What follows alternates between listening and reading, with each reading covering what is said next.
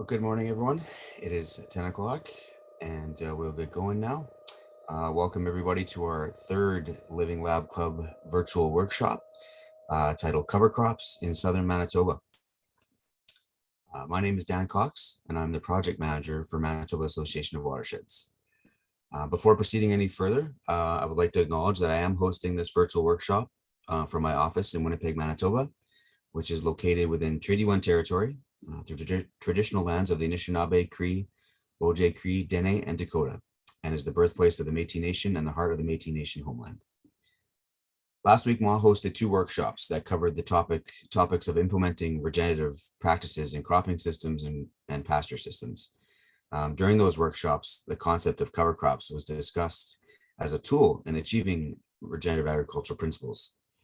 This morning, we will be taking a deeper dive into cover crops, and specifically cover crops in Southern Manitoba. On Wednesday this week, Ma will be hosting one more Living Lab Club virtual workshop covering the topic of the Living Lab Eastern Prairies experience.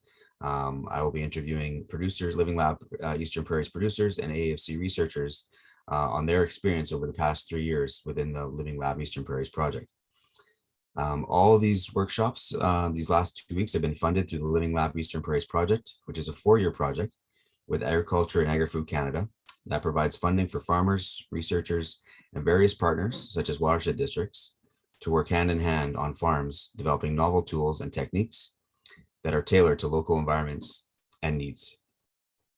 For more information on the Living Lab Eastern Prairies project, please visit the Manitoba Association of Watersheds website and the Agriculture and Agri-Food Canada Living Laboratories Initiative website. Before I introduce the moderator for today's workshop, I would like to cover 2 housekeeping items. For those of you that have attended the last few, you'll know these, but the Living Lab Club virtual workshops are being recorded and will be posted on the Living Lab Eastern Prairies websites and social media and other venues. And number 2, the Q&A function of this webinar is active, so please provide any questions you have using the Q&A button, and they will be answered in the Q&A box or during the Q&A sessions of today's presentations. I would like to now introduce Dr. Yvonne Lawley, who will be moderating today's workshop. Dr. Yvonne Lawley is an assistant professor in the plant science department at the University of Manitoba. Her area of research is agronomy and cropping systems. Dr. Lawley's research has focused on several crops, including soybeans, corn, and wheat, and a range of management practices from residue management, strip tillage, to cover crops. Her research involves both small plot and on-farm scale agronomy research. Dr. Lawley enjoys communicating the results of her research to a wide range of audiences, including farmers, agronomists, scientists in a range of disciplines, and especially in the classrooms where she teaches at the University of Manitoba. So without further ado, no one else wants to hear from me anymore. So Dr. Lawley, I will now pass it over to you for today's workshop. Thanks, Dan, and thanks for the invitation to present today. I'm going to share my screen now. Oh, it says I cannot share my screen. Maybe you can pass that over to me. Perfect.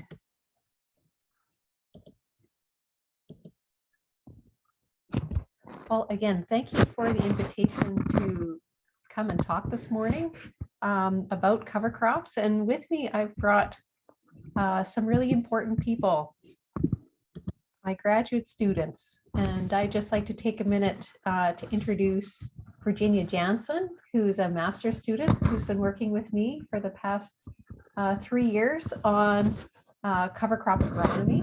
Virginia is originally from Morris, Manitoba, and is a graduate of the University of Manitoba. We also have joining with us Callum Morrison, who's a MSc student working with me on cover crops. And Callum is originally from Scotland and now resides in the Altona area. And he has been working on a really exciting project that I think you're all going to be interested in. That's the 2020 Prairie Cover Crop Survey. Lastly, Dale Penner is a master's student who's been working with me strictly through the pandemic. We were just talking about how we're looking forward to meeting in person once activities resume in person on campus and at the end of this month. And Dale is from the Brandon area and is also a graduate of the University of Manitoba's agronomy program. So you are going to have the opportunity to hear from me this morning and also from these great young students who have been working and focusing a lot of their energy on cover crops over the last 2 to 3 years. And I think that we have a lot of great information to share with you, even at this early adopter phase of cover crops in Manitoba. So now that we've told you a little bit about us, we would like Dan to start a poll because we would like to know more about you so that we can tailor what we're talking about today a little bit more to where you're at with your interest in cover crops. So maybe we'll start with our first polling question here, and I think Dan will share the polls. Do I need to stop sharing my screen? You shouldn't have to. I will launch and it should pop up for all the participants, and you guys can select your choices, and we'll give it about 30 seconds to a minute, and then we will post the results. So it should pop up on your screens fairly soon.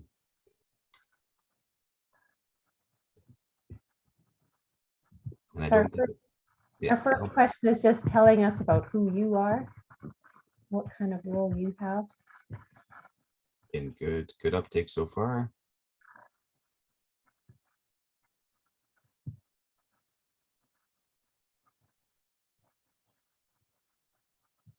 Everyone's on the ball this morning. We got about 75% responded so far. This is perfect.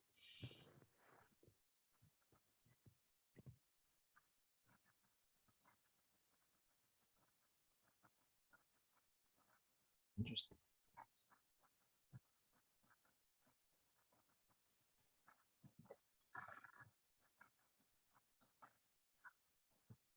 All right, we got about 40 responses, so we'll, oh, here we go. Keep going.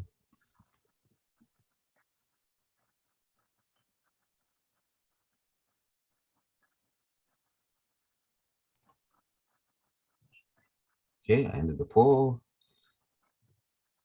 Can everyone see the results? I can. Perfect. There's your answers to the first question.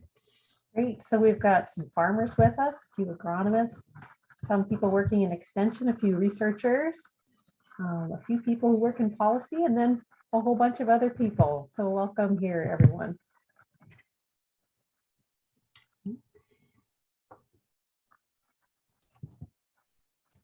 Moving on to question 2. I don't know, Yvonne, if you wanted to describe that one, but I'll launch it. Great. So our second question is about your farm. If you are a farmer, or if you're connected to a farming group, about just, how you would describe the farming activities that you're involved with. So we may not get our full 40 participants answering this question, Dan. Doing good so far. We do have the I am not a farmer category, which is very popular right now. We'll see.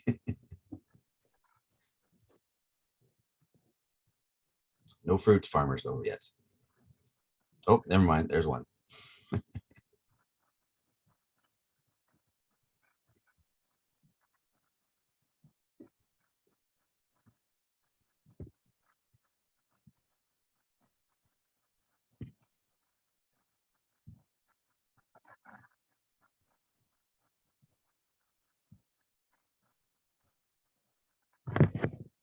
All right, we got pretty good representation there. We'll share this one.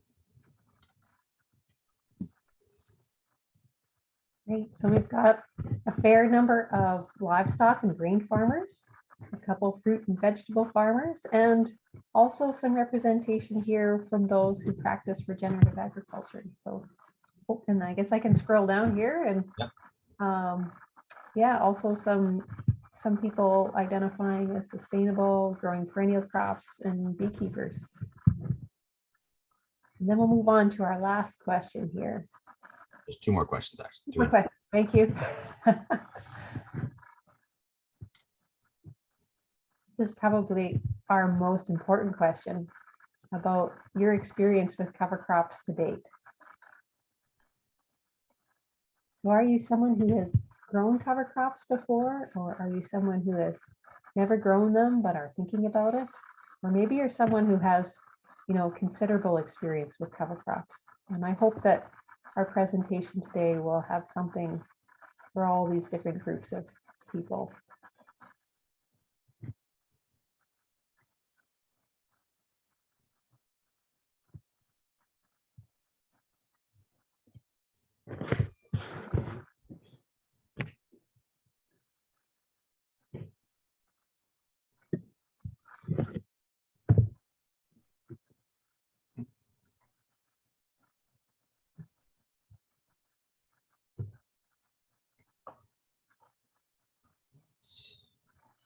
All right. Share the results.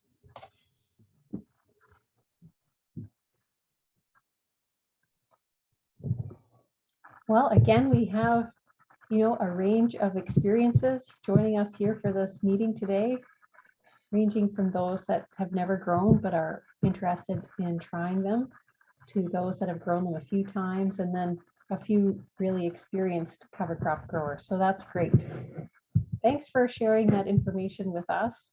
The last question, and Dan, you can bring that up, is about sort of where you fit in with the watershed districts. If you don't see your watershed district on the first question, it'll be listed on the second question. Just scroll down.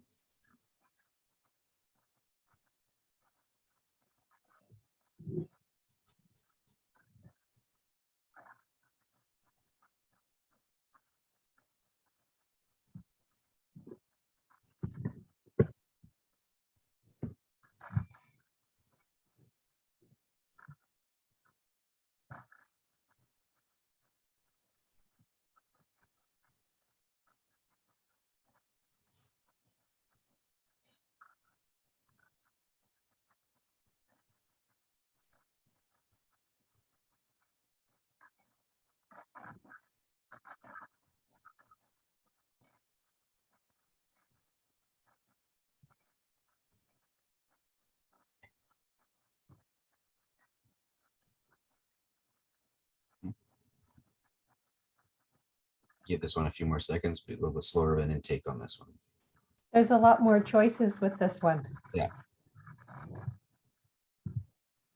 And there's a few that don't, oh, we can't submit without answering both questions. Ah, well, that's something to learn. There we go.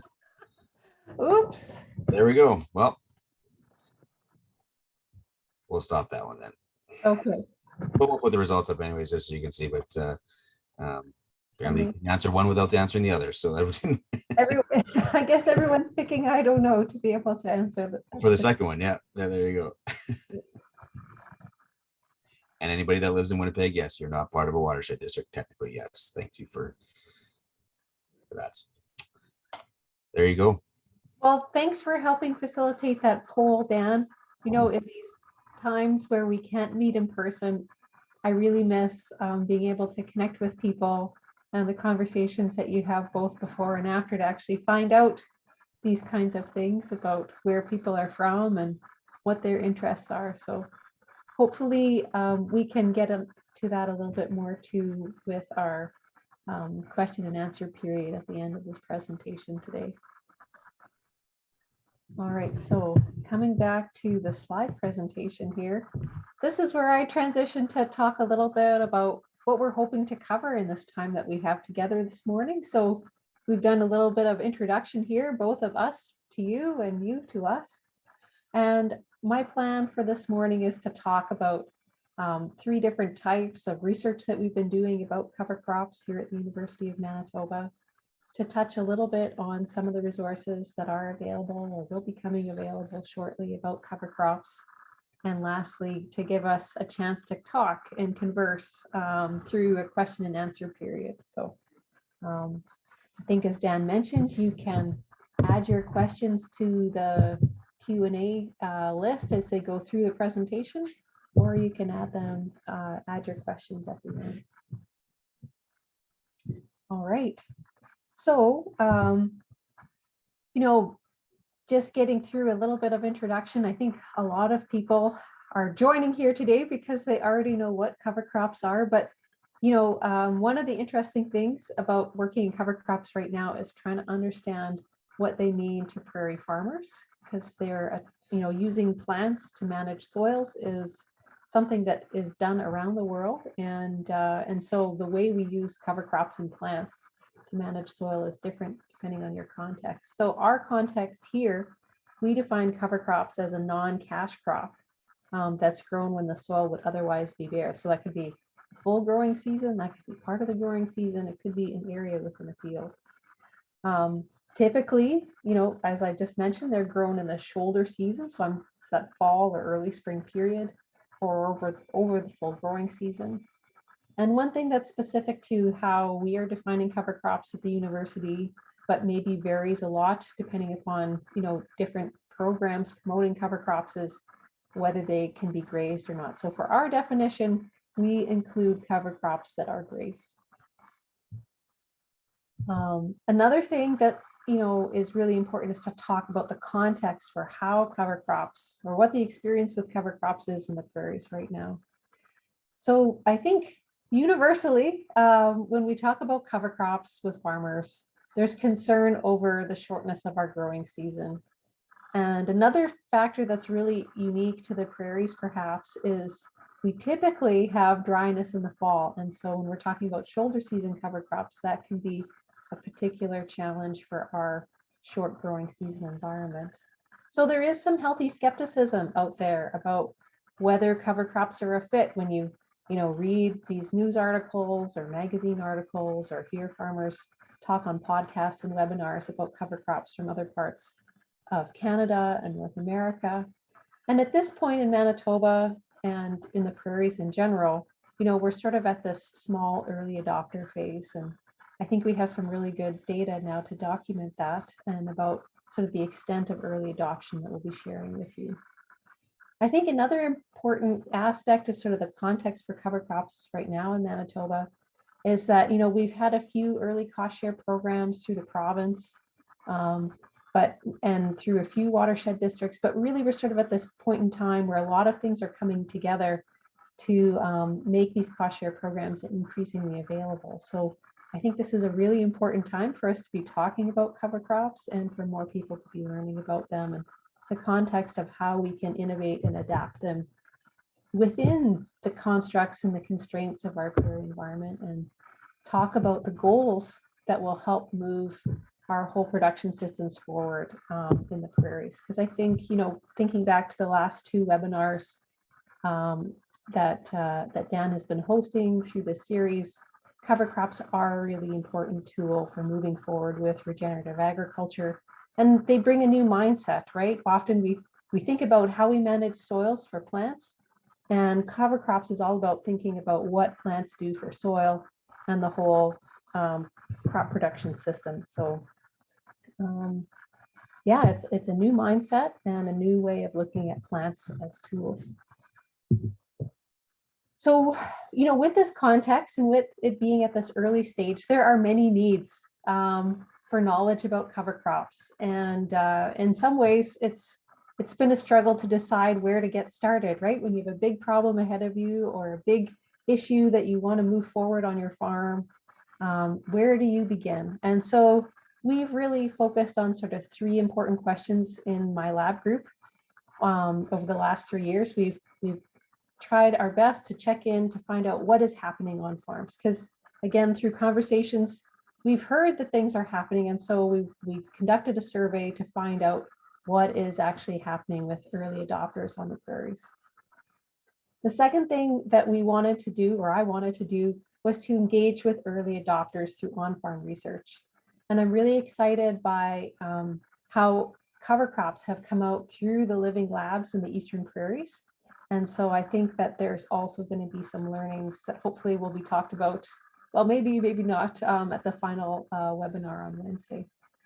But cover crops are certainly coming out as an important topic through our on-farm research and through living labs. And lastly, you know, we've had the fortune to get some funding from commodity groups like the Manitoba Pulse and Soybean Growers to look at how we can adapt cover crop agronomy and management here for the prairie. So we're hoping to share a little bit about each of these experiences and each of these ways that we're trying to move forward to address these needs for cover crop adoption in Manitoba. So it's going to be sort of a three-part presentation where we get a little bit of information about these three topics. So I'm inviting Callum now to join as our lead presenter and give us a synopsis of what we've learned through the Prairie Cover Crop Survey. Hello, everyone. Thank you for that introduction, Yvonne. And today I'm going to talk to you about some of our results from our Prairie Cover Crop Survey, which many of you I'm sure have heard about, and some of you have probably even partook in our survey. So without further ado, we can advance to the next slide. So our survey was ran between October 2020 to April 2021. And all farmers that took part were asked quite basic questions about their farm type and farm size. And we actually talked to two different types of farmers, those that grew a cover crop in 2020 and those that did not grow a cover crop in 2020. And the farms that grew a cover crop in 2020 were also asked questions about how they are using cover crops. So how are they integrating them into their farming systems? What agronomy are they using? And then we also asked them what benefits they've seen and what timescale they've seen these benefits, and also what problems they've faced integrating these cover crops into their farming system. And we also thought it was very important to also hear from farmers that didn't grow a cover crop in 2020, so that we could really assess what barriers exist to cover crop adoption on the prairies, and really be able to gauge what would enable cover crop use in the future. So let's have a look at our results. So we actually heard from 528 farmers across the 3 prairie provinces, which is really a fantastic response. And actually, about a third of respondents came from each prairie province, which was a tremendous response. When you couple this with another survey we did in Ontario, which got 700 respondents, we believe that we have actually got the largest survey of its kind in Canadian history, looking into this type of agriculture. So from the prairies, 281 of the farms that took part grew a cover crop in 2020. 81% of them, so the majority, told us that they grew a full season cover crop, and 47% of farmers told us they grew a shoulder season cover crop. What's really interesting about the percentages of farmers which grew a full season cover crop versus a shoulder season cover crop is that the percentage that grew a full season cover crop really remains constant, whether when we look at it, the data by province. So in Alberta, it's about 80% of farmers growing a full season cover crop. In Saskatchewan, it's 80%, and in Manitoba, it's 80%. But when we look at shoulder season cover crops, you see it increasing as we go from west to the east. So in Alberta, only 36% of farmers are growing a shoulder season cover crop, and it increases into Manitoba, where 60% of farmers are growing a shoulder season cover crop. So that's a very interesting trend there. Potentially, there's more opportunities in Manitoba for growing a shoulder season cover crop. And if we look at the number of acres that those 281 farmers are growing, over those farmers grew, oh, sorry, Yvonne, we're still just on the last one, sorry. Sorry, they grew over 100,000 acres of cover crops. 55% of those acres were shoulder, and 45% of those acres were full. And we also heard from 247 farmers that did not grow a cover crop in 2020. And we can move on now, sorry, Yvonne. So where were these farms located? This was a very important question we wanted to ask. We wanted to see, where is cover cropping actually happening? Is it happening again across different growing windows, different soils, different levels of moisture in the fall? And what we found is cover cropping is taking place essentially everywhere that agriculture is happening on the prairies, whether that be in the Peace River Valley of Alberta, incredibly far north, the Cypress Hills of Alberta, which we associate with quite often being quite dry, and then even into areas like the Pembina Valley, where we generally associate their having a longer growing season than other areas of the prairie. So cover cropping is happening across a wide variety of regions, and that is some fantastic news that came out of this survey. So let's have a look at the results just on the Manitoba level, because that's what we want to discuss today. So of those 281 farmers that took part, 105 of them were from Manitoba and grew a cover crop in 2020. And I kind of wanted to look at them, split them up into 3 different groups. So those that only grew a shoulder season cover crop, those that only grew a full season crop, and those that grew both. So to create the slides that you're about to look at now, I chose to only look at farms that only grew a shoulder season cover crop and only grew a full season cover crop. And that allows us to better separate out these 2 groups of farmers because they use cover crops in very different ways and have different species in their cover crop, different numbers of species in their cover crop, etc. So a lot of these graphs, they're going to look very complicated, and I encourage you to stop, to go back when the recording is released and have a look at these. What I'm really trying to show you here by including these big graphs is to show how diverse the opportunities are for cover cropping and how diverse the benefits and challenges and stuff you're facing. But if we look at the cash crops grown before a cover crop, for shoulder season cover crops, we see that barley is the most common cash crop grown before a shoulder season cover crop, grown by 30% of farmers. And then we see oats, fall rye, peas, and potatoes being very common at about 15% as well as forage annuals. A lot of these species, as I say, are annual grains, so that potentially leaves a greater window for establishment. And then when we look at full season cover crops, you see spring wheat, again, an annual grain being quite prominent, followed by barley, and then none, which could be many reasons for that. Maybe they're growing a full season cover crop in the same place every year. There's many reasons why that could be. But the point here is there's many different opportunities for integrating cover crops into your system. And we can go on to the next slide. So cover crop species, very diverse, and they do vary between farmers that grow a full season cover crop and those that grow a shoulder season cover crop.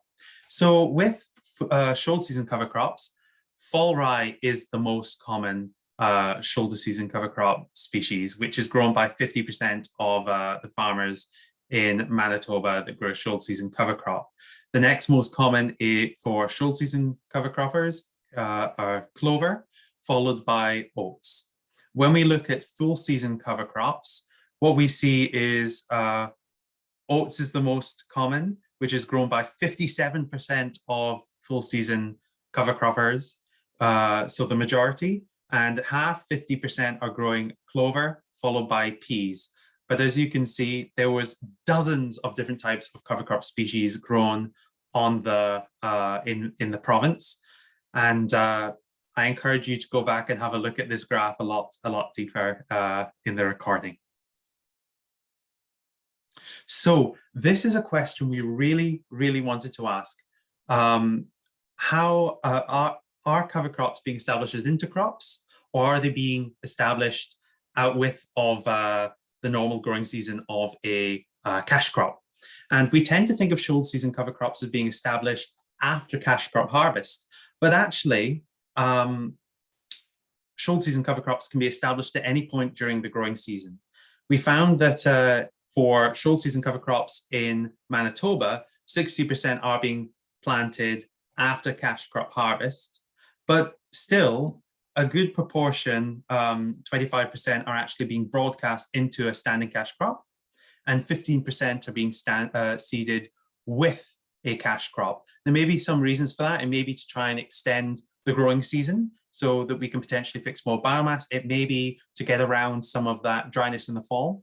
And what's interesting here is when you compare this to my data coming out from Saskatchewan and Alberta, we see that actually as we get into those drier areas, we see that the percentage of farmers broadcasting into their cash crop as an intercrop or seeding at the same time as their cash crop becomes more and more prominent.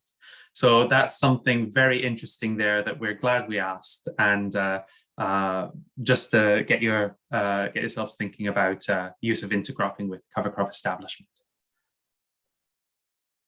So something everyone wants to know, what benefits are farmers actually seeing with growing cover crops? And what we actually found is that the majority of farmers for both shoulder season cover crop growers and full season cover crop growers are seeing benefits from growing cover crops. 79% of farmers that grow a full season cover crop told us they saw benefits. And 75% of farmers that grew shoulder season cover crops told us that they'd seen a benefit. So over 3/4 of both groups told us that they'd seen benefits.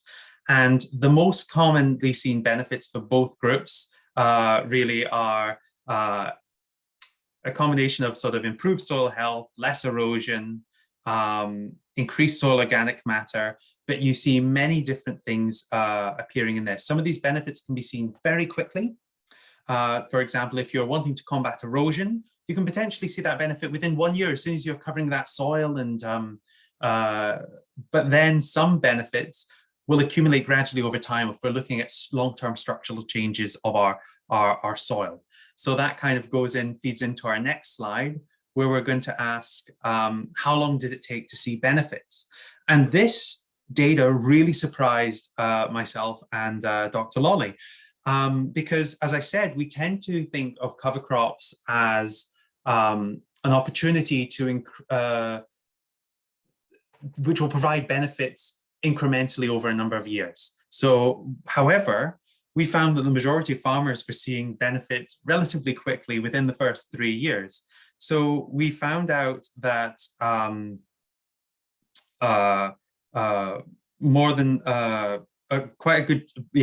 vast majority of farmers saw benefits within the first 3 years for both groups of farmers. And if we look to the right of our graph where it says not yet seen benefits, most of those farmers are actually in the first 1 or 2 years of adopting cover crops. So most farmers are telling us they're seeing benefits very quickly. Now, every farmer wants to know, how will cover crops influence my farm profit? So this had to be a question we asked because farmers are always asking. And one thing you really need to take away from this is 65% of farmers that grow a shoulder season cover crop told us they did not know really the effect of, if we add up unknown depends on the year, first year, 65% really either were unsure, depend on the year, it was their first year. And similarly, 55% of full season cover crops either didn't know, depend on the year, first year. So what I'm saying is it's probably too early to really tell how cover crops are influencing profit, and we'll have to wait until those farmers who are towards the right end of the graph start being sure and sort of progress in their experience with cover cropping to tell us if they're seeing an increase, it's staying the same or decreasing. But if we look, only 2% of full season cover croppers told us they'd actually seen a decrease that they've noticed.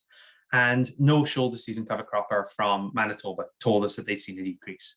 So potentially some positive news there, but really let's wait and see before we say anything too dramatic.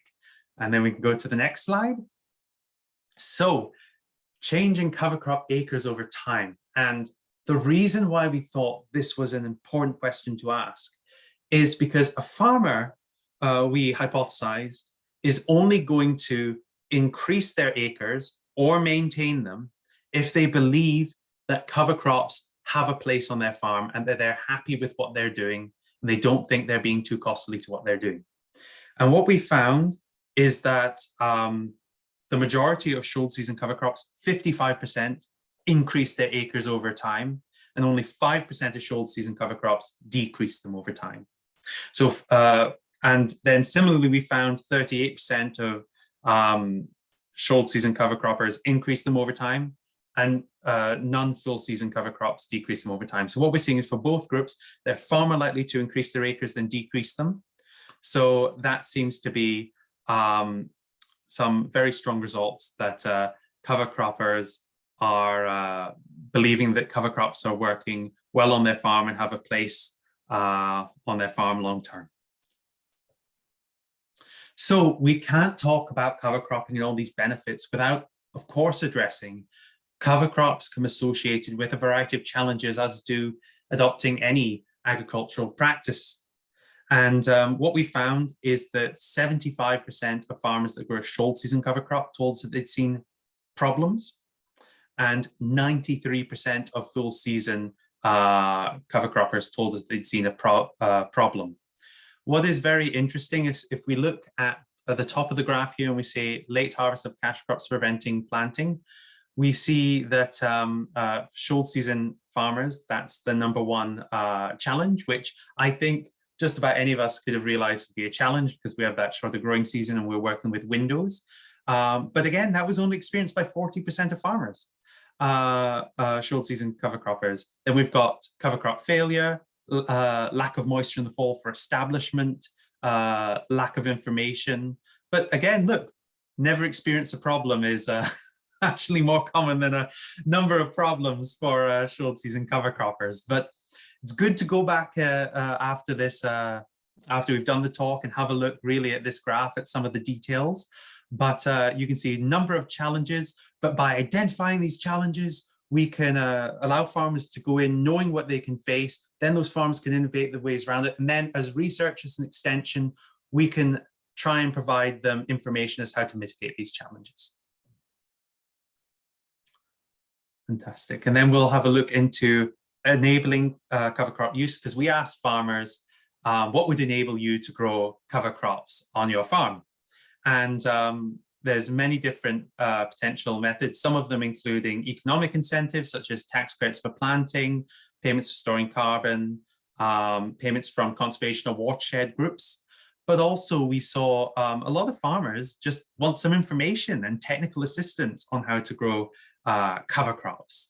And a lot are just wanting more research and specifically information that's related to growing cover crops on the prairies. So there's many different ways that we could potentially enable cover crop use in the future. Some of them may take many years to work out. Some of them we could maybe start doing a lot more quickly, but there's many opportunities there. And then finally, to summarize, to take away from this, just know the majority of farms that took part in our survey for both shoulder and full season cover crops told us that they had seen benefits, and the majority of these farmers had seen benefits within just the first 3 years. However, the majority of farmers did see challenges. However, not one farmer that took part in this survey actually agreed with the statement that the old system worked better. So farmers do seem to be confident that cover crops have a place on their farms. And make sure, once you've done this talk, to check out our report. Just simply Google or Bing the Prairie Cover Crop Survey, and you shall find it. And hopefully it will provide some interesting reading for yourselves. Thank you very much for having myself here today. And I, along with the other grad students and Dr. Lawley, will be happy to answer any of your questions. Thank you very much. Thanks for that summary, Callum. I know there's so much to dig in and learn from this data, but in the time that we have today, I think that was a great overview, and I certainly encourage those that are interested in more to look for our survey report that's posted on the Faculty of Agriculture's new MAKE website. So with what we learned from this survey, where we learned from those who generously answered our call to add their voice to what was going on with cover crops on their farms, we've been working with farmers in Manitoba, in particular grain farmers, to look at adoption of shoulder season cover crops. So I'm going to invite Dale to join us now to talk about what we're learning from the on-farm trials. Okay, right on. So yeah, I'm Dale Penner, and I'll be talking about the shoulder season cover crops that have been on our on-farm trials. So this is what I've been working on for my master's. So here's the map of our on-farm trials here. We have 6 sites in total, with the sites being located near Brandon, Cartwright, Homewood, Roland, Rosenfeld, and Dominion City. And then on this next slide here, we'll just have a figure of the treatment layout. So this just illustrates the size of our plots and the layout of our treatments. So we have 4 reps at each site that run the full length of a quarter section. And then there's only 2 treatments in this experiment that consist of a cover crop and then also a control treatment. In the control treatment, the field management remained the same as the farmer's normal practices. Then in the cover crop treatments, all other practices were the same as the control, except for the practices relating to the management of the cover crop. So the shoulder season cover crops would be terminated in the fall or in the spring to allow the seeding of the following cash crop. And then on these next slides here, I will go through the crop rotations and cover crops that were grown at some of the on-farm trial sites. So first off here, we have the Brandon site. So it was established in 2018. Its first cash crop was edible beans, which was then followed by a fall rye cover crop. Then in 2019, wheat was the cash crop, and it was followed by a cover crop mixture that included ryegrass, clover, sunflowers, and phacelia. So in 2020, the cash crop was pinto beans, and due to a late harvest and combined with dry soil conditions in the fall, the producer decided not to plant a cover crop. So, and then in this past summer, the canola was followed by a fall rye cover crop. So the first two cover crops were planted by a broadcaster, and then the seed was incorporated using heavy harrows. And then in 2021, the producer decided to seed with an air drill. So on this next photo here, or next slide, sorry, we'll have some photos of the cover crop of the 2021 cover crop. So on the left, here's the fall rye. And then on the right is the control treatment. So you can see there's practically any or almost no biomass growing in the control treatment here in the right photo. And then these photos were taken on the 5th of November. So that's just shortly before the fall frost. And on this next slide, we'll get into the Rosenfeld rotation. So in 2019, they had canola that was followed by a cover crop mixture of peas and oats. And then the 2020 spring wheat was grown, and it was followed by a mixture of oats, canary seed, flax, and buckwheat. And then in 2021, the field peas were the cash crop. And there's also some flax planted in at a low rate to help increase the strength of the pea stand. So then after the harvest of the cover crop, a cover crop of oats, canary seed, and buckwheat was planted again. So one difference between this site and the Brandon site is that these cover crops would winter kill, whereas the Brandon's cover crops would, for the majority, overwinter and require termination by herbicide or another mechanical method. So on this next slide here, we have some photos of the 2020 cover crop. So on the left, this is the 2020 one. So the plant stand of the cover crop was dominated largely by the oats. There's some flax and some buckwheat that also had established. And on the right, you can just see the difference in the amount of biomass growing in the cover crop and the control treatments. Next up here, we'll go through the roll-and rotation. So in 2019, the oats were followed by a cover crop mixture of fall rye, field beets, and flax. And then in 2020, the soybeans were harvested very late in the growing season, so the farmer decided not to plant a cover crop. There's also low soil moisture conditions at that time. So, and then this past year, his oat cash crop was seeded with an in-crop cover crop that was planted using an air drill. So it consisted of clover, flax, and phacelia, and some teff. And then come harvest, he had done a pre-harvest desiccation. So we weren't expecting to see the cover crop completely damaged, but we saw a little more damage than what we once thought. So the farmer decided to go back and plant a fall rye cover crop just shortly after harvest. Next up, we'll have some photos of the site. So this is in the spring of 2020. On the left is the fall rye cover crop that had overwintered. And then on the right is just the control treatment. So you can see a noticeable difference in the amount of surface soil moisture. So where the water is pooled in the control treatment and then in the cover crop treatments, you can see it just had soaked it up. And just walking across the field, there's a big noticeable difference in just the amount of soil that sticks to your boots. But so when considering the trafficability of the field, seeding the cover crop and the cash crop, or seeding the cash crop and the cover crop treatment, this would likely be possible a week or two earlier if soil moisture is going to be a limiting factor compared to the control. And this also demonstrates the importance of timely termination of your cover crops that overwinter, as this actively growing fall rye could quickly use up some soil moisture reserves in the spring. And then next up here, we'll just go through the cash crops that were able to be followed by a cover crop during our on-farm experiment.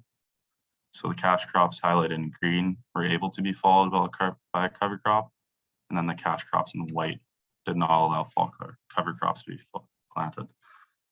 So you can see all of the ones that, all of the cash crops that weren't able to be followed by a cover crop occurred in the 2020 growing season. And this is just due to most of these crops being harvested late in the growing season. This was also combined with low soil moisture levels in that fall. So in the other years, we also have majority of our farmers in their shorter season crops or cereals. And then in 2020, it just so happened that the majority of our farmers were in longer crops or harvesting the crop late. So you can just see that, yeah, cover crops can generally follow the crops such as cereals or anything that's harvested early. So it may not fit in every year of your crop rotation, but can fit into most of those shorter season crops. And on these next slides here, so the two main challenges that were experienced with the on-farm trials were just related to the dry soil conditions in the fall and then the long season cash crops. So the dry soil conditions can really limit the amount of biomass accumulation the cover crop can produce. And this was seen in some of the years of the experiment. And then the cash crops that are harvested late in the growing season, such as soybeans, just really limit our seeding window and sometimes make it not possible to follow with the cover crop. And this is just evident again back in that 2020 growing season where we only had 2 of our 6 trials plant cover crops. And so just one strategy to overcome the limited seeding windows is to establish the cover crop into the cash crop. So this past summer in 2021, we had 4 sites that had planted cover crops into their cash crops. So 2 farmers had decided to broadcast seed their cover crop into their established cash crop about a month after seeding. But however, due to the drier soil conditions at the time and some untimely missed rains, their establishment of the cover crop was quite low. And then the 2 other sites had decided to plant cover crops using an air drill just at the same time the cash crop was seeded. And just putting the soil into the ground, or the seed into the soil, just allowed for a much better establishment of the cover crop. I'll finish off here just with some photos of the 2021 in-crop cover crop. So these photos here are some Basilia and then some clover. You can see there's also some flax that established, but you can see just how the cover crop is just remaining mostly in the understory of the cash crop. And then just from the farmer's experience, I don't think he saw any issues come harvest. He also did a desiccate, but it was pretty successful, I think. And I'll now pass it back to Dr. Lawley. Thank you.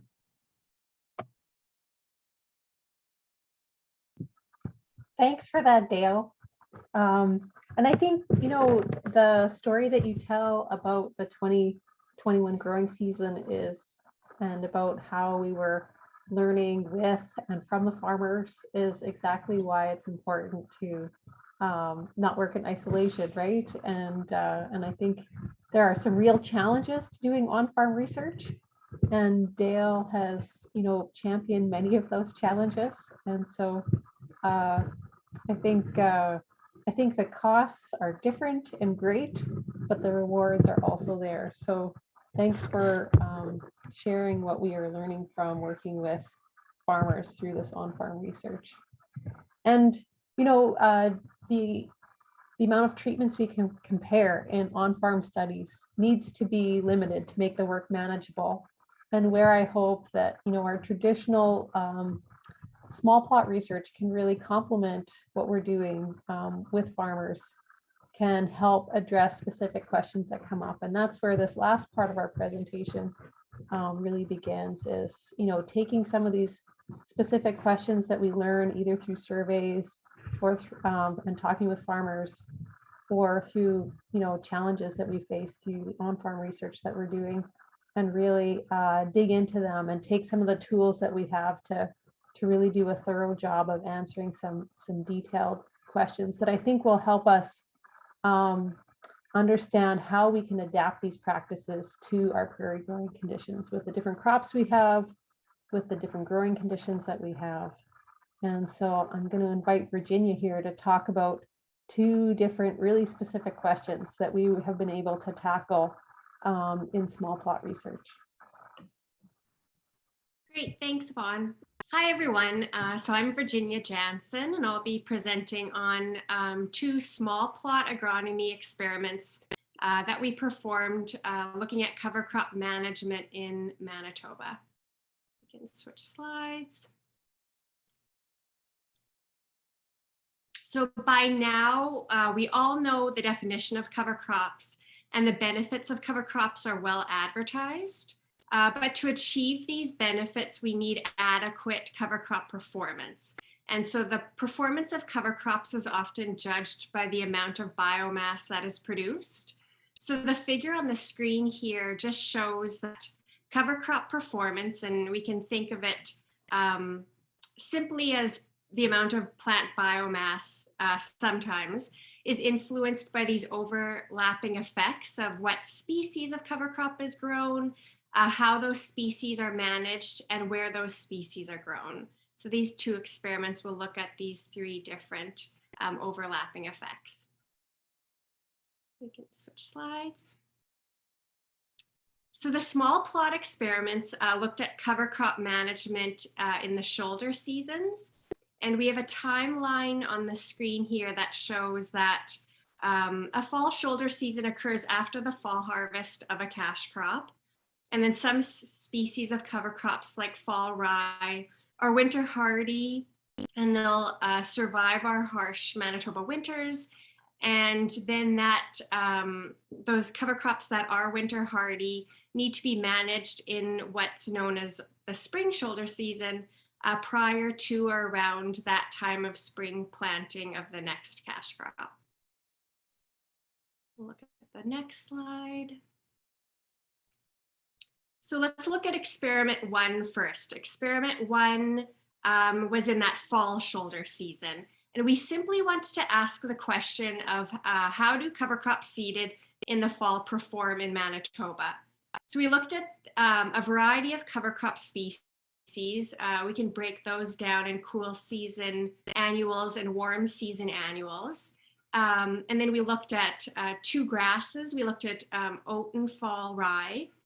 We looked at legumes such as field pea and faba bean. We looked at a cool season brassica radish. And then we also wanted to compare that to a cool season mixture. So that's that mixture was comprised of the 5 cool season crops that I just mentioned. And then we also wanted 2 treatments of warm season annuals. Then we looked at sorghum, Sudan grass, and soybean. So we planted those different cover crop species at 3 different targeted seeding dates. And those seeding dates were August 15th, September 1st, and September 15th to represent 3 possible dates after a cash crop harvest. Go to the next slide. So what did we find? And not surprising to anyone, the warm season annuals performed very poorly. So that's the sorghum and the soybean. The same experiment was performed in 2018, 2019, and 2020. And if you orientate yourself on that table, those sites are represented there by the rows. And then the columns on the left-hand side of that table are those warm season crops, so the sorghum, Sudan grass, and the biomass. And as you can see at that 3rd seeding date, so that was the approximately September 15th date, there was just not enough heat accumulated in the fall for those warm season annuals to emerge. So that's represented in those green boxes there. When in 2020, that's the last row there, the warm season crops did emerge. So even at that final seeding date, but we found that we had numerous early frosts that year, and that caused all those warm season plants to wilt. So you can see the picture there on the left-hand side with the wilting of those warm season annuals. We just had no ground coverage. So we did have some emergence and growth for warm season annuals for the first 2 seeding dates. So that's shown in the white boxes, but we had very low amounts of biomass. And I'll show you what that looks like visually on the next slide. But before we go to the next slide, I'll just point out that the last 3 columns there represent our radish treatment. And radish is a cool season crop. So we expected it to perform better in those cooler fall temperatures. But in 2019 and 2020, our radish plants completely disappeared because of flea beetles eating those emerged seedlings. So they had no chance. So we'll move on to the next slide. So this is what that all looks like in 2019 with those cover crops planted early.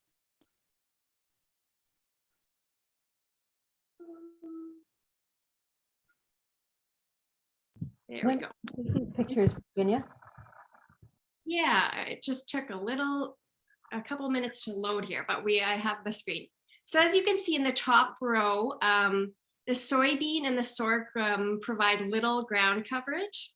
And so if we're looking at our cover crop to protect against soil erosion or to provide some sort of weed suppression, this just may not cut it. The radish treatment there in the top row looks as if we had planted no cover crop to begin with because of that flea beetle damage. And the rest of the pictures show ground coverage from the cool season annuals, which you can see right off the bat perform so much better under these Manitoba conditions. We'll go to the next slide.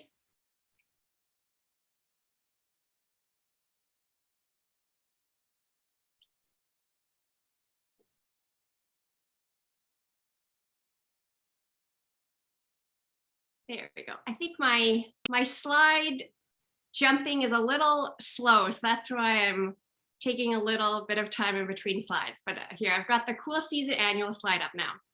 So we're looking now at the biomass data from the cool season annuals. So I'm going to orientate yourself to both of those graphs there. On the bottom of the graph, you can see these different cool season cover crops that we planted: the mix, fall rye, oat, pea, and faba bean. The orange columns were the plants that were seeded around August 15th. The green columns represent that September 1st seeding date, and the purple columns represent the September 15th seeding date. So if we remember in 2018, the fall was pretty dry and cool, and none of those late seeded cover crops emerged from that September 15th seeding date. So we saw that with the warm season annuals, but we also saw that with the cool season annuals. Now looking on the right-hand side, that was 2019. And if you all remember, we had that precipitation in August and September. So we had that wet fall. And the August 15th seeding date had much greater biomass production. You can see oats there in the middle, surpassing 2,000 kilograms per hectare of biomass. And then if we switch back to the 2018 graph, you can see that none of those early seeded cover crops even reached 500 kilograms per hectare.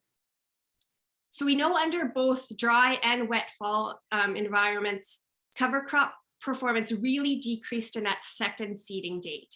So that's that green column, which was seeded around September 1st. And like I said before, in 2018, that late seeding date didn't even emerge. And in 2019, when that late seeding date did emerge, biomass levels were very low. We'll switch to the next slide.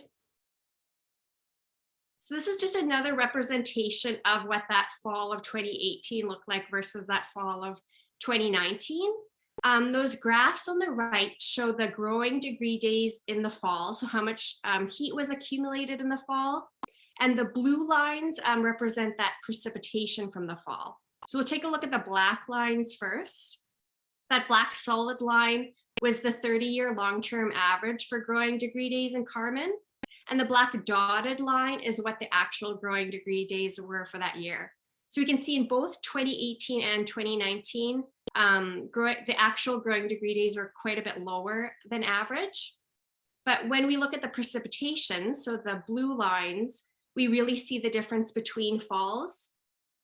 You can see the dotted blue line in Carmen 2018 is quite below average, but the dotted blue line in 2019 is above average with that excess precipitation we had that fall. And so that's visually shown in the pictures on the left-hand side. This is both the pea cover crop that was seeded around September 1st.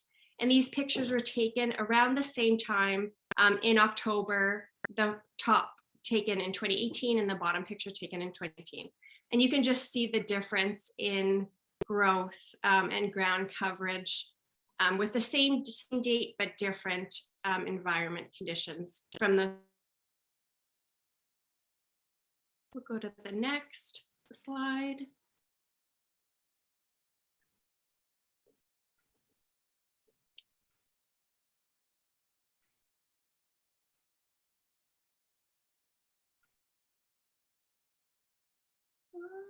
There we go. So now we looked at that simple question of what cover crops, and I just hear myself echoing here. Great. So we looked at that simple question in experiment 1, what cover crops perform best in the Manitoba Falls. Now we're going to experiment. So that's looking at that spring shoulder season. Fall rye was the only species that we used in experiment 1 that overwintered. So since it was actively growing in the spring, we then wanted to look at how can we manage that fall rye in that springtime. So we chemically terminated the fall rye cover crop at different times relative to planting a soybean test crop in one study and prior to planting an edible bean crop in a second study. Those termination timings are listed on the screen there: 2 weeks before planting soybeans or edible beans, 4 days before planting, 1 day after, 2 weeks after planting, and then we had a no cover crop control. Let's switch to the next slide. So this picture series is what the ground looked like at crop planting. So what were we seeding into? And this, the fall rye was initially seeded into canola stubble. So on the left-hand side there, we can see solely the canola stubble in the no cover crop plot on the left. And then the rest of the pictures show coverage from the rye at the subsequent rye terminations. So at those last 2 dates, we are green seeding. We're seeding into a living crop. Let's switch to the next slide.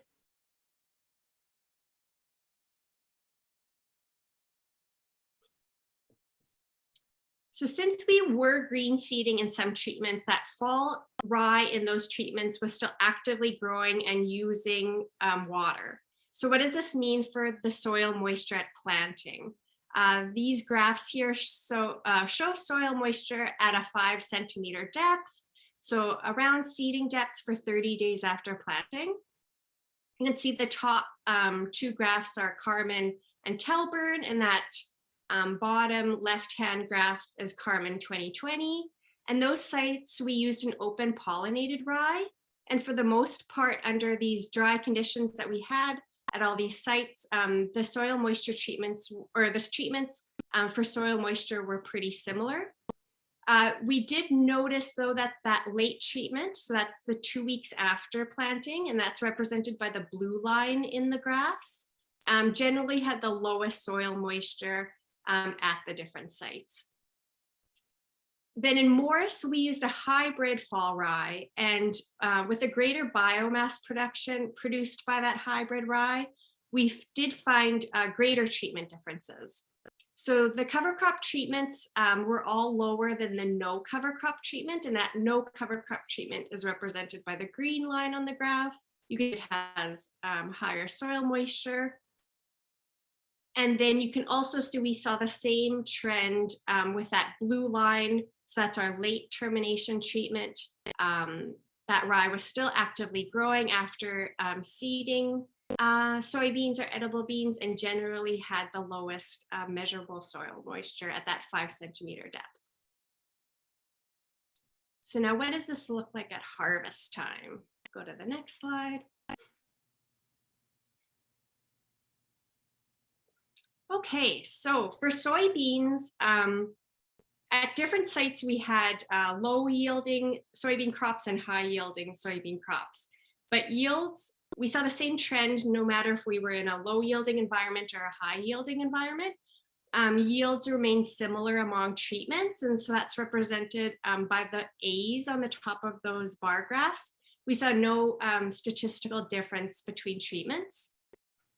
The no cover crop treatment is represented by those red bars, and you can see that those red bars are similar to the cover crop other colored bars to its right side. So then we'll just take a quick look at that picture there on the right hand side. That picture shows that high residue from the fall rye that was terminated 2 weeks after planting those soybeans, and that the soybeans growing through that. And then we can see on the yield graph that those yields were just similar to when we had no rye in the plots. And we'll take a look at the edible bean story.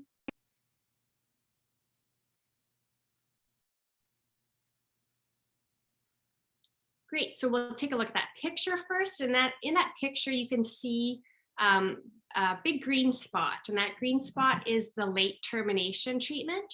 And so you can easily see how those plants are not as mature as the surrounding plots.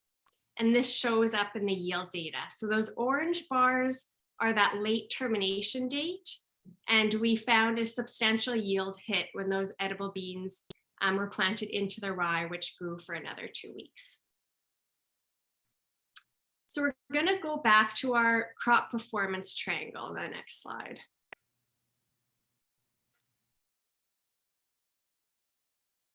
So we talked initially how cover crop performance relies on our choice of species, our choice of management, and where we are located. So looking back at experiment 1, that when we're looking in the fall shoulder season, we found our top 3 fall performers were oats, fall rye, and field peas. This is unsurprising that 2 of them are grasses and that they're all cool season crops. Then looking at the management effects, another unsurprising result, which we expected, was planting earlier yields greater performance. And then in regards to location, we found measurable performance differences with those different year-to-year environment conditions. Then experiment 2, that was the rye termination study. In regards to species, we found that fall rye has a greater effect on a following edible bean crop versus soybean crop. And for management, we found less risk. There's less risk with terminating later prior to soybeans, but there's more risk with an edible bean crop. And then in regards to location, we saw these same trends in differing soil types. So those Morris and Kelburn sites with the heavy clays in the Red River Valley, and then our Carmen sites were the sandy loam soils. Great, and then I think I'll hand that over to you, Yvonne. Thanks, Virginia. One slide to summarize so much work and what we've learned about these 2 different experiments, looking at shoulder season cover crops and then the management decisions that we need to make to optimize cover crops that overwinter. So with all that we've learned, there's still a lot more to learn at this stage. And I thought as we started to wrap things up here, I would talk a little bit more about what is coming next in my research program at the University of Manitoba. And one project that we have ongoing that we didn't talk about today was a prairie-wide crop rotation experiment funded by Western Grains Research Foundation, Manitoba Pulse and Soybean Growers, and the Manitoba Crop Alliance. And this is a network of sites across the 3 prairie provinces at 5 locations where we have a cover crop rotation grown in small plots with cover crops, and then the same rotation grown without cover crops. And so this has been a really valuable network, and a lot of the graduate students working on this project are entering their final years right now. So I think we're going to have a lot of great information coming out of this project in the next year. In 2022, we're heading into a wheat test crop year where we're going to challenge all of the soil building that we've done in our cover crop system to see how it impacts a wheat test crop. We learned a lot through the research that we presented today, as well as this crop rotation experiment, and it's really identified that we have to develop new strategies and have management strategies adapted to the prairies. And so, 2 of our main crops are wheat and canola. And so as of last month, yay, Marissa Burgo of the University of Saskatchewan and Linda Gorham at the University of Alberta and myself successfully funded or got confirmation of successful funding for a new project to take a deep dive into strategies that might work for wheat and canola. So that's a project that I think is going to be really valuable. And, we're building off of the experiences we've had in these projects, both on-farm work and the survey work, and designing the treatments for these experiments.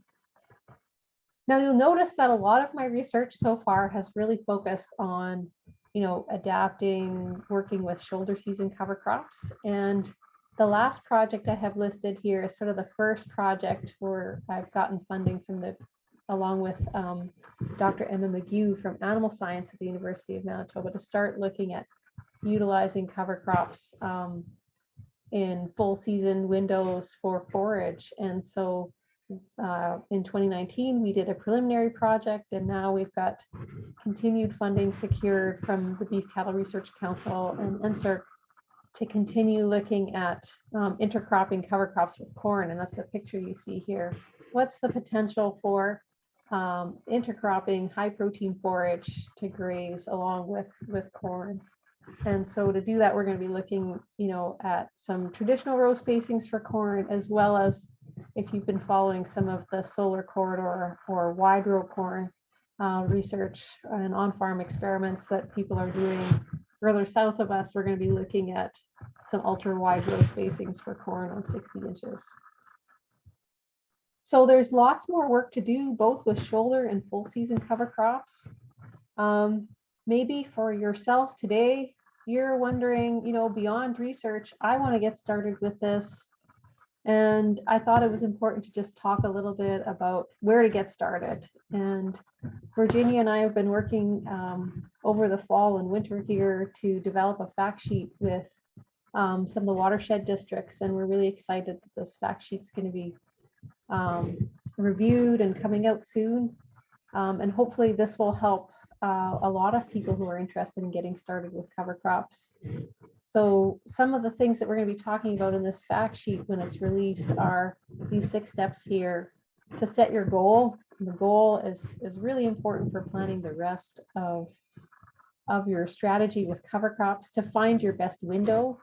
I think that we learned a lot about both goals and windows that are working for farmers in Manitoba through some of the data that Callum presented from the survey today, as well as the experience we've had through the on-farm research.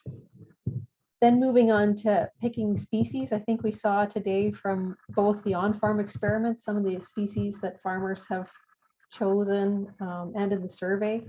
And then Virginia gave us some great data looking at what species work for different seeding windows. there are many different ways that you can seed cover crops, and we talked a little bit today about, you know, drilling them after harvest, or if you're looking at full season cover crops, having good seed to soil contact can really help have successful establishment of cover crops. But we also talked about, you know, adapting to dryness, and where we don't have long windows, maybe intercropping is a way that we want to do that. So of course that's probably the next set of strategies that we need to look at, but farmers themselves are looking at different seeding strategies to try and adapt both to our short growing season and to the limited moisture that we may have in fall. And termination strategies, having a plan to terminate those cover crops. Probably the most common termination strategy that farmers are using, especially when they're getting started with cover crops, is to pick species that are going to die when it gets cold. And we see that in the survey data with the prominence of crops like barley and oats among the top cover crops that are being grown. And in the data that Virginia presented today about, you know, where we're working with rye, what kind of strategies and what kind of timings can we look at? And clearly in the research that we've done contrasting, you know, soybeans and edible beans, both legume crops, but there was a much wider window for terminating fall rye before soybeans than there was for edible beans. So thinking about that termination strategy is important, as well as what crop is coming next in rotation. And the last thing that is really important is, how are you going to know if this was a success? Was it worth it?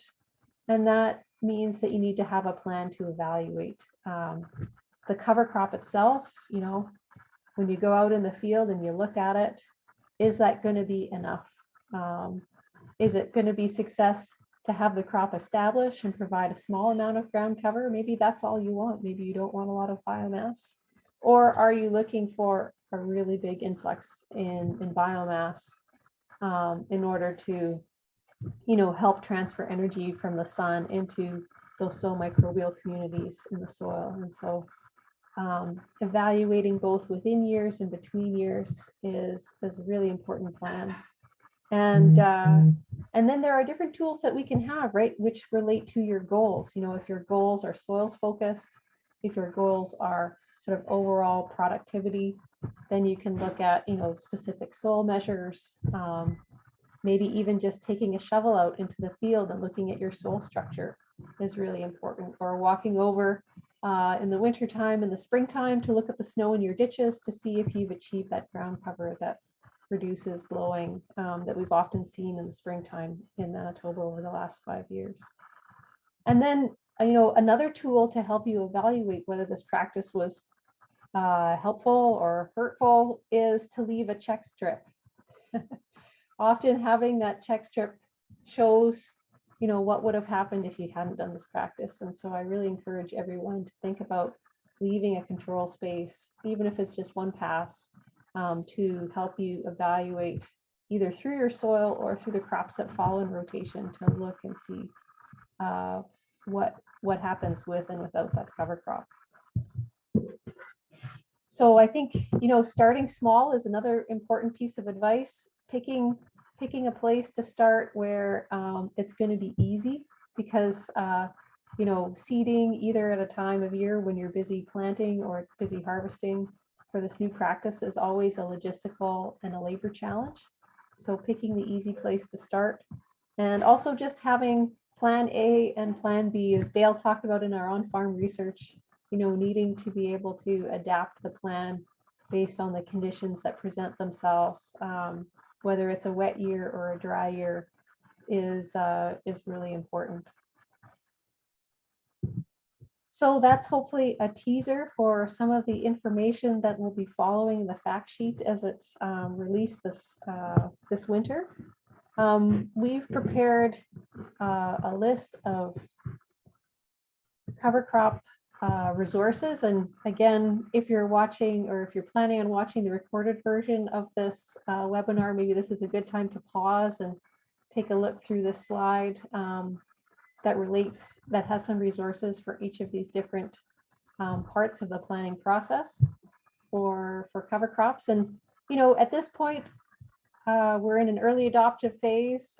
We were wondering how we were going to fill a page of resources. I think we were pleasantly surprised that we were able to find as many relevant resources as we had, but we recognize and know that it's hard to find prairie specific resources. And so hopefully some of this research coming out of our lab, some of the experiences coming out of living labs will help grow this list in the years to come.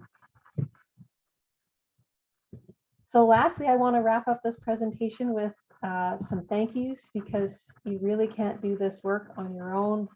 You've heard today from 3 people who have been really key in moving this knowledge that we have about cover crops forward within the University of Manitoba. We also need to thank the farmers who stepped forward to participate in this research, both through the Prairie Cover Crop Survey, as well as those who stepped forward to partner with us in on-farm research. We can't thank them enough. And money also helps make all this happen. And so we want to thank those who have committed funds to help us learn more about cover crops, including the Canada Agriculture Partnership administered through Manitoba Agriculture, the Manitoba Pulse and Soybean Growers, Western Grains Research Foundation, and also support from General Mills. And here's the front page from our Prairie Cover Crop Survey report. And I, again, would encourage many of you to just search for that report on Google, and I'm sure you'll be able to learn a lot from those reports, or to look more in a deeper way than what we've been able to learn from that survey. So with that, I think we are transitioning over to our question and answer period. Wow, it's already 11:20, so we've been here for a little while. Maybe you need to get up and stretch your legs. It looks like we have some questions here, and if you have other questions, I encourage you to have them entered into the Q&A section. And then I think Virginia is going to be our moderator here to help us decide what questions to tackle first. And between the 4 of us, we'll decide who can best answer these questions. So.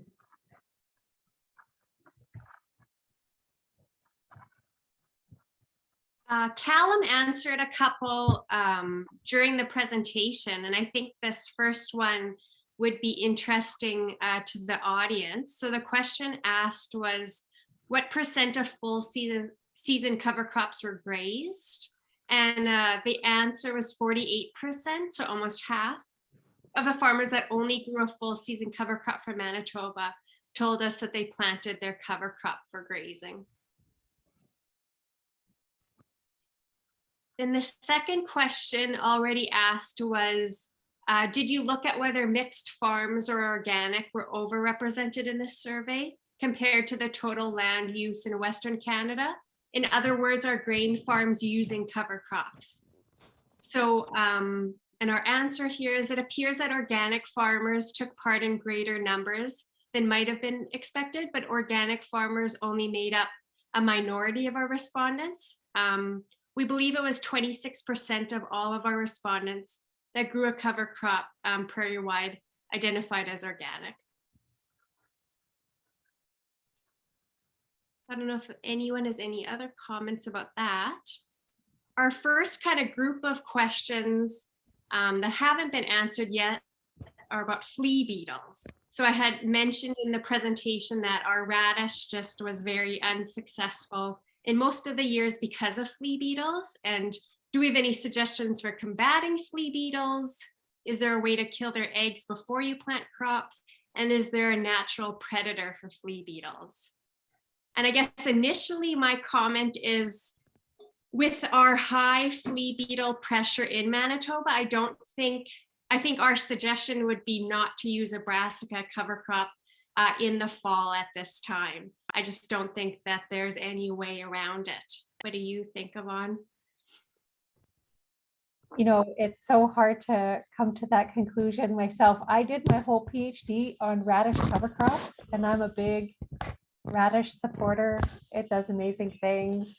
They're such an easy cover crop to grow.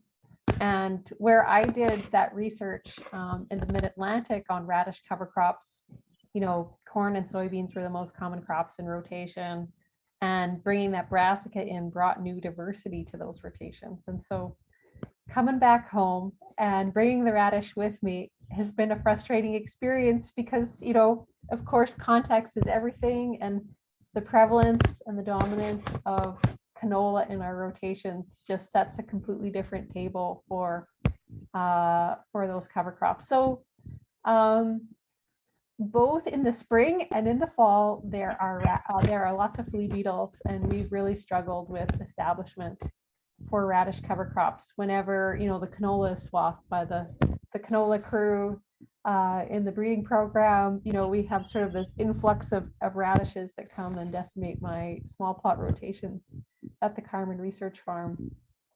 One small observation that we've made is that planting radish cover crops in mixtures can help hide the radishes a little bit, but depending upon the severity of that of the flea beetle population, I mean, some years that's just not enough. And so one thing I would say is, if you are someone who doesn't have canola in rotation, or there's not a lot of canola in your area, it's hard to find those little places. But I mean, that might be a place where you could get away with radishes as part of a mixture. But if you or your neighbors have a lot of canola in rotation, we just need to find what our radish-like species could be for the prairie. So I think that's our challenge. We need a plant like radish that has that great taproot that establishes rapidly, but hopefully can come from a different plant family. So if anyone's got ideas, I'm listening.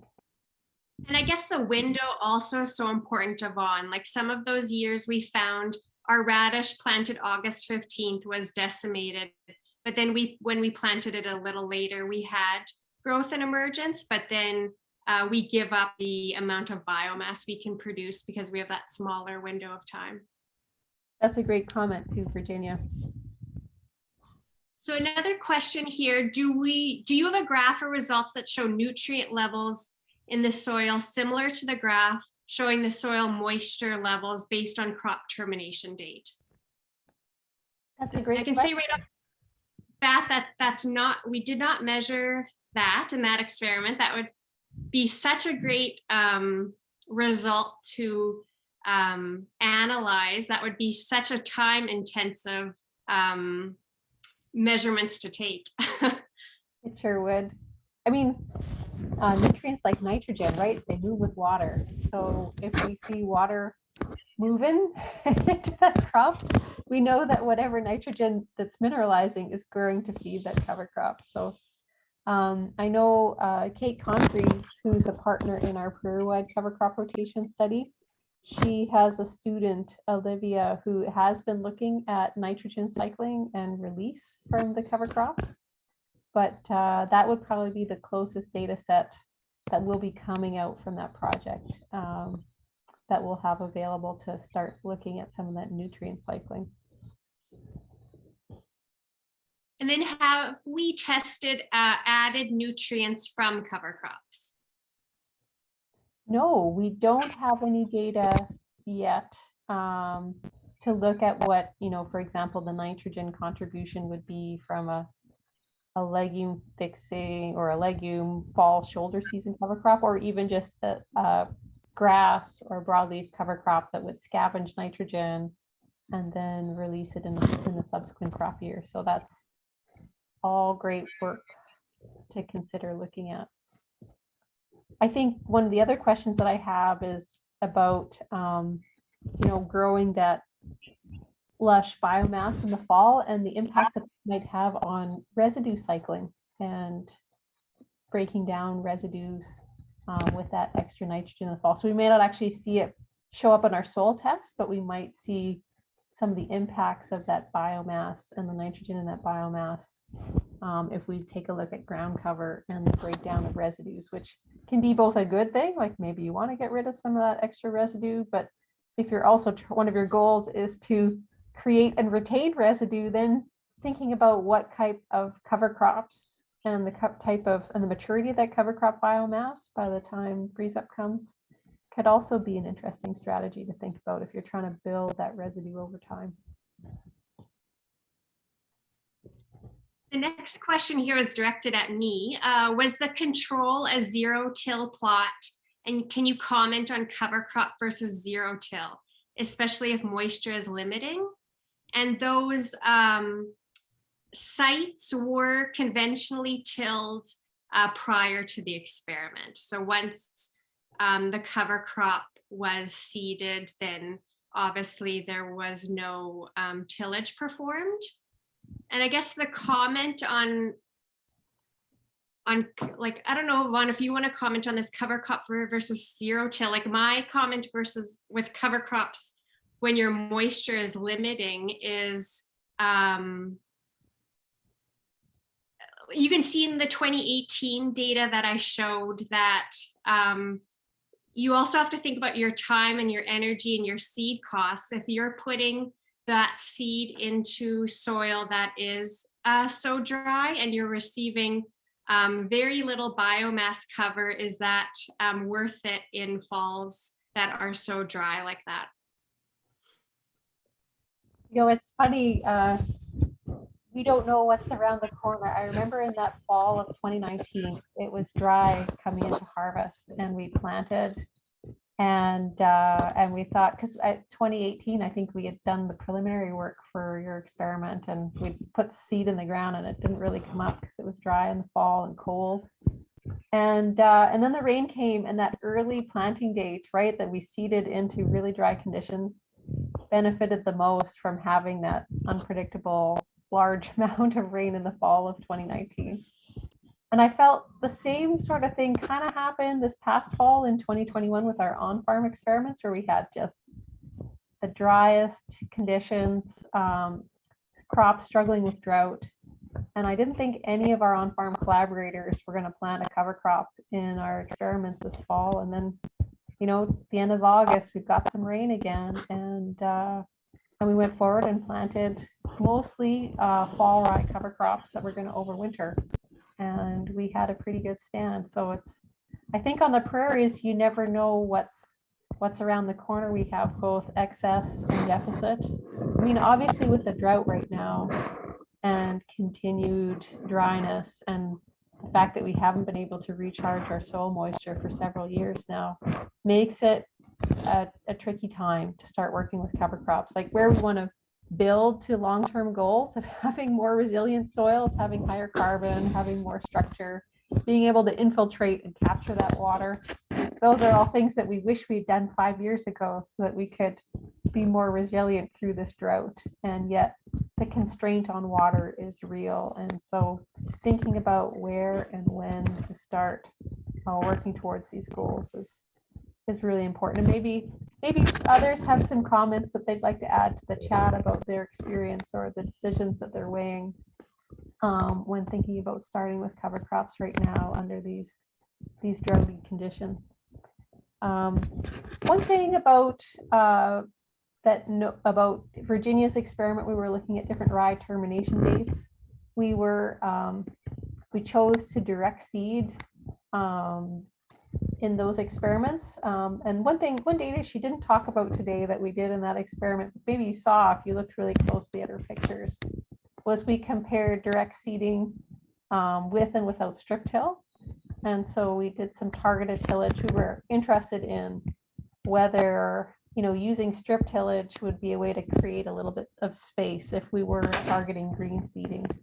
And with our dry conditions we had, we noticed that, especially in the Morris 2020 site, which was very dry, you know, we actually had the tillage that was practiced when creating the strip till didn't help us any in these scenarios, and under these really dry conditions. And we could have seen entirely different results if we'd been doing this work 10 years ago when it was so very wet.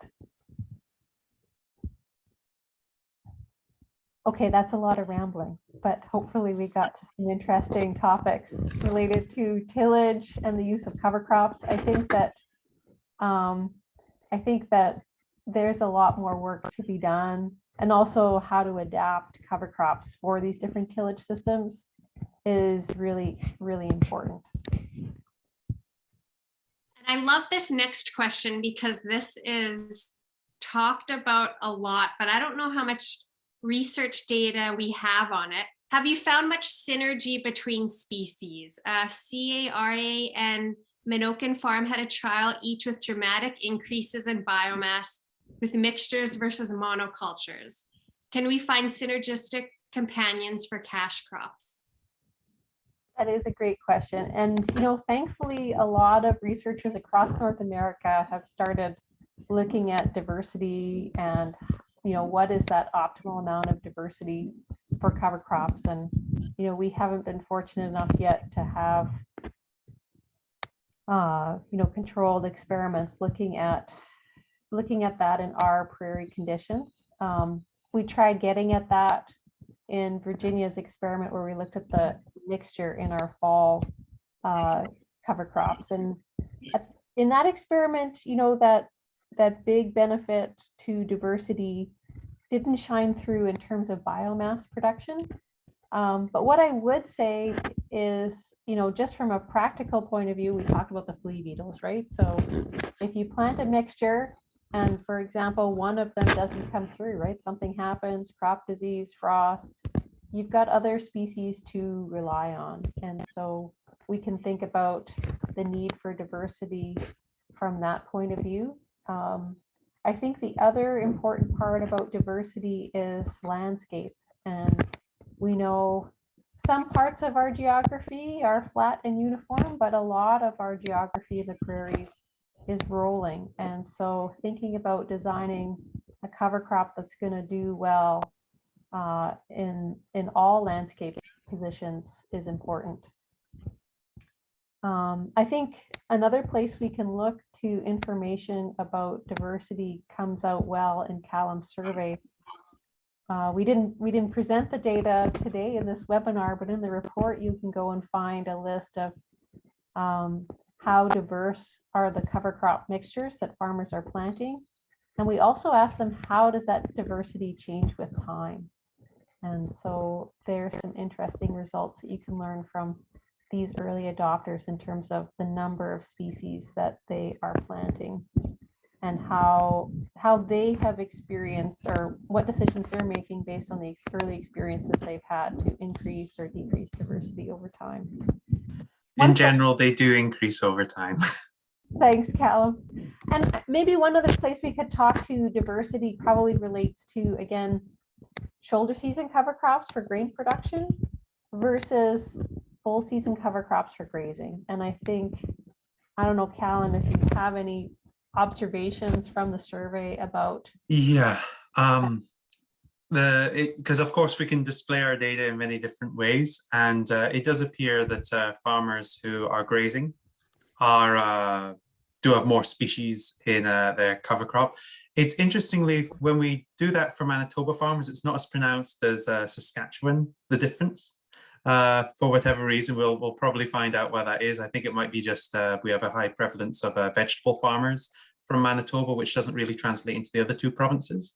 But I'm working on trying to make sure that the data is as applicable to larger farmers that graze and larger farmers that are annual grain. But there's definitely a difference, and also in the cost of what farmers are paying for their cover crops. Yeah, and I think that's where, again, the timeline for your benefits might influence your decision about, you know, like paying for those additional species in your cover crop mix, where you have, you know, grazing and the ability to recoup those costs through feed. Or if you are, you know, growing more specialty crops like vegetable crops, where you may be willing to put more into your seed mix. How are we doing for questions here, Virginia? We've come to our last two questions, unless anyone else sneaks one in here. We're back to flea beetles. Can you plant radish with canola in spring? Yeah, I've never done that.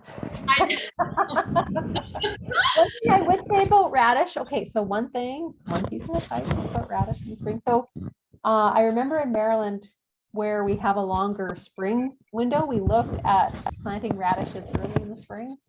And one thing with radishes is that I'm not sure where that tipping point is, but it obviously must be sensing growing season and day length in some way, so that if you plant it in the springtime with canola, it's not going to stay vegetative and grow that big root. It actually will behave more like canola and, you know, form a rosette and then start bolting and setting seed.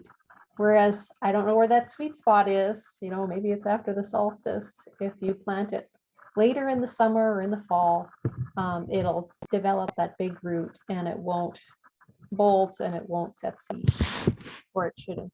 So, And then any comments, research on using cover crops to manage salinity in soils? great question. That's You have certainly a something. question? Did Callum have a question about salinity at all in his survey? We did. It's the question we asked. Well, kind of yes and no. It's not perfect. We asked farmers what their goals were, and one of those options, a goal was to manage problem soils, and then we had in brackets e.g. salinity. So they would be within there. It's just because we had so many goals, and we had to make sure the survey wasn't too long for farmers, because you know, farmers are busy people, and you know, I know farmers are using it to combat salinity. We thought, Yvonne and I, that there might be a few full season cover croppers growing cover crops because of salinity issues. And yeah, if Yvonne wants to follow up with some more. Yeah, so it's something that I'm interested in, and certainly I think our neighbors to the south in North Dakota, who have had a bigger influence looking at salinity research for, you know, the last 10 years, are further ahead and would be a good source of information to look for. But certainly there are cover crops that are more tolerant to saline. And you know, barley comes to mind right away. I think camelina was also a cover crop, and even sorghum sudan grass was, from my experience, more tolerant of saline conditions.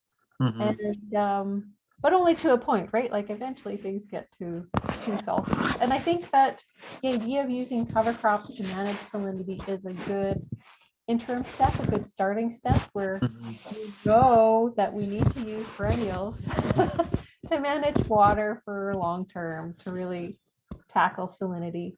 But where we may not be there quite yet, or where we are dealing with emerging areas of salinity, that's a place where we could probably go in, apply some cover crops, maybe not across even the entire field, maybe just the areas where your crop ends up failing, or those outer ring areas that are really wet. Those are probably the areas where you do need to go in and get some cover crops established. I mean, obviously there are challenges with managing herbicides, especially with herbicide tolerant crops like canola. So I think the trick is finding something that's gonna cover that soil, use water, and then survive whatever herbicides we're using in those areas around those cover crops. So about a quarter of farmers that grow full season cover crop from Manitoba said they were growing cover crops to manage problem soils, and then we had e.g. salinity. So no more than a quarter are using cover crops to manage salinity, but we have no idea what percentage of that quarter really is using it for that. And interestingly, 20% of so a fifth of people who grew short season cover crops from Manitoba told us that they were doing it to manage problem soils. Great. So we have our final two questions here. What is the timeline for observing soil quality benefits from cover crop growth? 1, 2, 5 or more crops years? How measurable versus observable?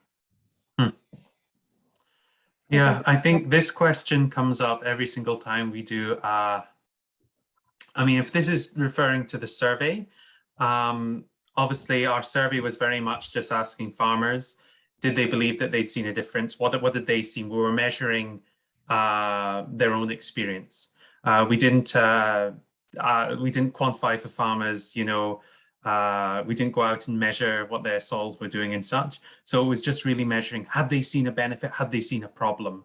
And I think it's important that we do that, because obviously the farmers are the ones who are adopting, they're the ones who are going to be making decisions. So it's important to listen to what they're doing, but it also highlights why it's important to do this research alongside on-farm trials, and again, our traditional plots, to really see what actually is happening with the soil and moisture and all these other things. What we have seen is that for overall, farmers are seeing benefits really quickly. The majority of farmers saw reductions in erosion, for example, in a few years, and improvements in soil health and such. But most farmers are seeing benefits within that first 3 years of both shoulder season and full season cover croppers. But part of that might just be what they're looking for. So they might have said, oh, we saw benefits within 3 years, but then they might be thinking of the fastest appearing benefits, whereas some benefits may take numbers of years. So with this survey, this is the beginning of research to show where we need to go in the future and where we are now. But in the future, we should have more research and potentially do another survey in 5 or 10 years and see how things have changed and learn from the survey we've already done. That's a great comment from the perspective of the survey. And certainly Dale did some hard work last fall to go and collect soil samples from our on-farm experiments to have samples processed over this winter looking at soil health. So we're running with Kate Congreves the Cornell soil health test from our on-farm experiments.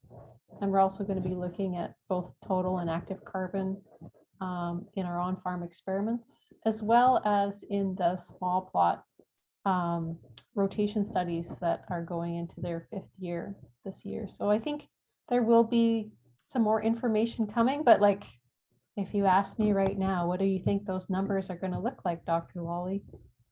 I mean, I don't know. It's been dry. It's been tough. And maybe we'll see the mark move, but in our dry environment right now, I'm not sure that we're going to see leaps and bounds with our fall shoulder season cover crops. And I don't really have an experiment right now that is looking at full season cover crops, which I think are the cover crop strategy that probably is going to make the most dramatic difference over short term, because you're committing, a full season to grow those cover crops and have those roots. So obviously those kinds of cover crops really relate to very specific farms that are either grazing or maybe are high value crops or vegetable and orchard systems. So I think that it'll be important to start looking at what those benefits are from full season cover crops or annual forage crops, in addition to the work that we're doing with shoulder season cover crops.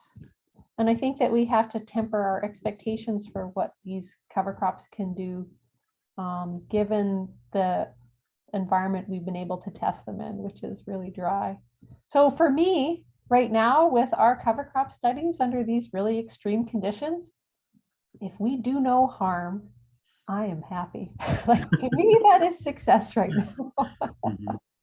Because we're building towards those long-term goals. And I think we're well poised in the prairies right now with some of the work that we've got started with these long-term studies to be able to monitor these as conditions change and as our knowledge grows about how to be better managers of cover crops. So I think that we have to temper our expectations with the conditions that we have right now, even as urgently as we feel about wanting to change and move towards more resilient systems, because we're experiencing some really stressful conditions. Mm-hmm.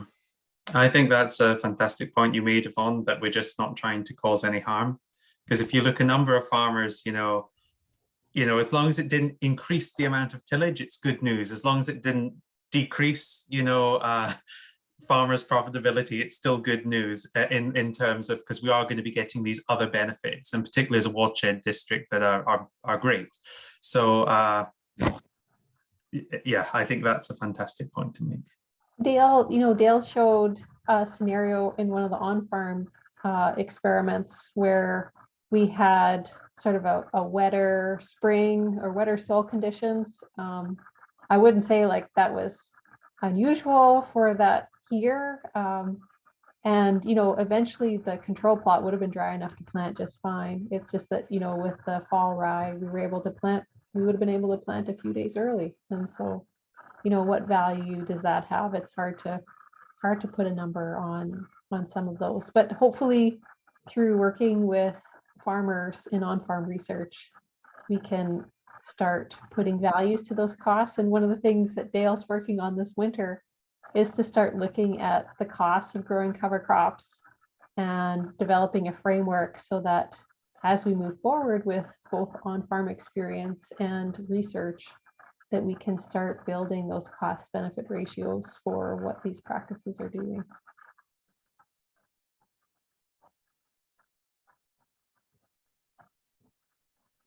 Do we tackle any? well- Oh, sorry. Sorry, go ahead, Callum. I was just saying, should we tackle any more of these questions? Because there's still 53 people listening, and I'm happy to keep going on. So I don't know how everyone else is.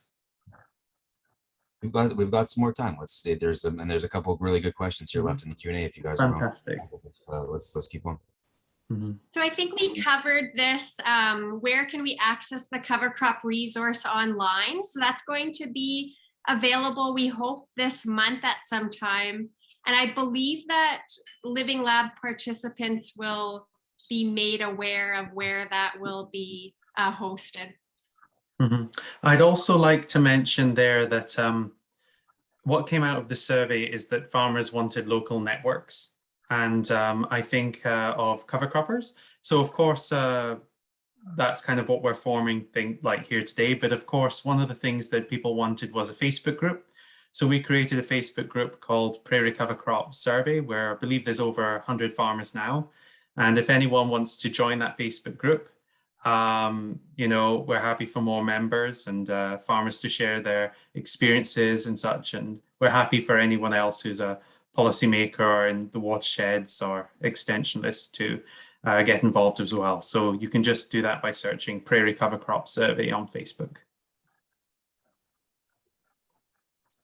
Then this is more in regards to when we're looking at a fall rye cover crop. What are your opinions of using a roller crimper? Oh, I love the roller. I don't know if any of us have much experience with a roller crimper. Well, before your time, Virginia, when I just started at the University of Manitoba, boy, that feels like a long time ago now.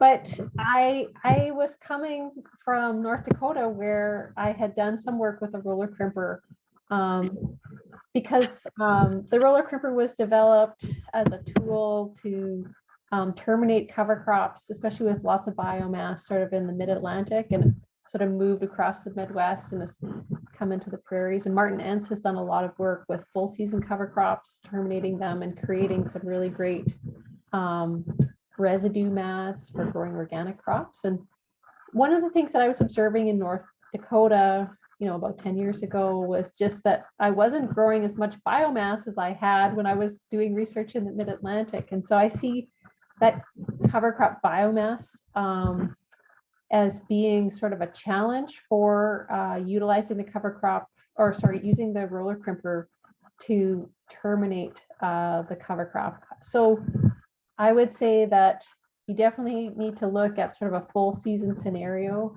or a really high fertility environment, or maybe what we learned from our experiment in Morris 2020, where we just lucked out to find a site with hybrid rye. Maybe hybrid rye is a way to move forward with creating a really high biomass cover crop that you can actually achieve termination with the roller crimper itself. Mm-hmm. Now, whether you're organic or not, and whether you can use herbicides or not, I think there are some interesting things to look at the roller crimper being able to create a residue mat. So whether the roller crimper fully terminates the cover crop or not, or whether you're using the roller crimper to create residue architecture, so a mat of residue on the ground, could be really interesting to look at, thinking specifically about herbicide resistant weeds. And so as we're dealing more and more with herbicide resistant weeds, there could be growing reasons to evaluate the value of these other strategies to manage those weeds. Mm-hmm.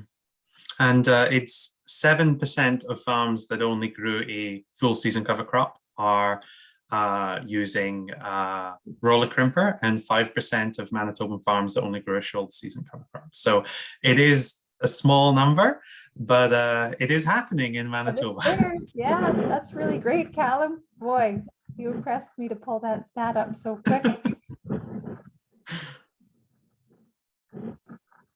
We're going to leave with a multifaceted question. Are cover crops best described as a reliable practice for a small number of farms, or an unreliable practice for a large number of farms? So this question relates to both dominant production system in this region, as well as the climate, landscape, soil regime of this region versus, say, the US Midwest. That sounds like the final exam question. Thanks for that great question. I think I'm going to write this down for your next exams, or maybe your yeah, this is going to be my defense question, isn't it, Yvonne? Oh, you know, I think we're in the early adopter phase here on the prairies. I don't think we've got the recipe to say, here, you know, you've got a large, 5,000 acre grain farm. Here's exactly what you need to do right now. I think we are in a phase of working it out, both within research and within on-farm innovation. And when I look to places like the Midwest, I mean, that's where they were 10 years ago. And so I think an interesting question will be, what is the trajectory from this early adopter phase that we're in right now? Is it going to be rapid expansion of this practice? I'll be there to watch it with you. Or are we going to have sort of an incubator phase that's going to persist in time, and maybe it'll be a driver in our climate that's going to spark change. Maybe it's going to be a policy change that's going to spark change.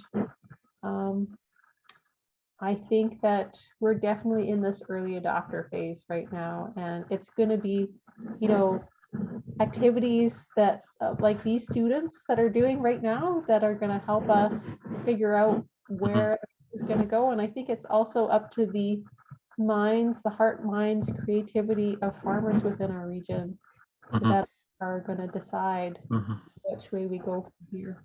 Yeah, for myself, I really think, as Yvonne's saying, it's the early stage, and there's few farmers there's a small number of early adopters. Most farmers have adopted it in Manitoba in the last 5 years. But what it says is reliable practice is, well, as I said, we may not know yet the effect of it being, I'm saying a lot of farmers are experiencing problems, but I think the fact is that for those farmers, they're seeing it as a reliable practice still, because not one farmer said the old system worked better. In fact, only one farmer from 700 farmers in Ontario said the old system worked better, and only one farmer from 281 farmers on the prairie said the old system worked better. So the fact to me is the farmers believe themselves that this is a practice which is working better overall, even if they might not have worked out all the challenges, even if they're having, these problems. So for me, I think it's definitely still in the first part. And the second part, it's definitely not being undertaken by a large number of farms. But yeah, as Yvonne says, once we see it being taken up by the mainstream, we might see things shift. And I think we've also moved in the last 5-10 years from this being deemed impossible here to being possible. And so who knows what in the next 5 to 10 years, maybe we're going to move from unreliable to reliable. We just don't know yet. Great. So I think that's it for questions. Ooh, we made it. Yes. Thank you all, and that was a great question to finish it up on. I think that was it allowed for some great forward thinking in terms of what's next for cover cropping in Manitoba. And you know, like we hit on a few times earlier on, you know, the opportunities around cover cropping and the financial opportunities around cover cropping will hopefully see a significant increase in the next 2 years to help get those more results and get it from the first stage of practice and trial to the next stage of cover cropping in Manitoba. So I strongly recommend for everyone that's watching to connect with your watershed district. They are some of the leaders right now in terms of helping farmers get cover crops in the ground with financial funding in their programs. So connect with your watershed districts to see what they're doing and what programs they have when it comes to cover cropping, because they will be a big help. So just to wrap up, a huge thank you to Dr. Lawley, Virginia, Callum, and Dale for sharing your research today. All great stuff. We had a great crowd here today listening in. And the engagement was great. We managed to fill over half an hour of Q&A there, which was fantastic, and a great back and forth in terms of the questions and answers. And I don't think we left any questions unanswered, but obviously if anybody has any questions they would further like to ask, feel free to send me or get in touch with other researchers to ask. And we do look forward to the cover cropping resource document coming out through Living Labs as well, throughout the watershed districts as well. It's meant to be a document that is shared widely to help implement and get more uptick, I guess we'll call it, in farmers implementing cover cropping. So huge thank you again to everybody. The next Living Lab workshop, we're holding one more. It will be on Wednesday morning. And it will cover the topic of the Living Lab Eastern Prairies experience in Manitoba. I'll be interviewing some of the Living Lab producers, as well as Agriculture and Agri-Food Canada researchers that are involved in the project, to talk about their work on the research side when it comes to water retention projects, as well as some biodiversity and pollinator work that they're doing with some farmers. And will be mainly focused on the main drain watershed in the Stainmat Rosso watershed district. So please, if you can, come and sit in on Wednesday morning, and we'll go through the experience. There will be future iterations of Living Labs coming forward in the years to come. So we're trying to pique interest in farmers when they hear about it next time to sign up and to be involved. So that's it for today. And thank you everybody for participating, and we'll see you again.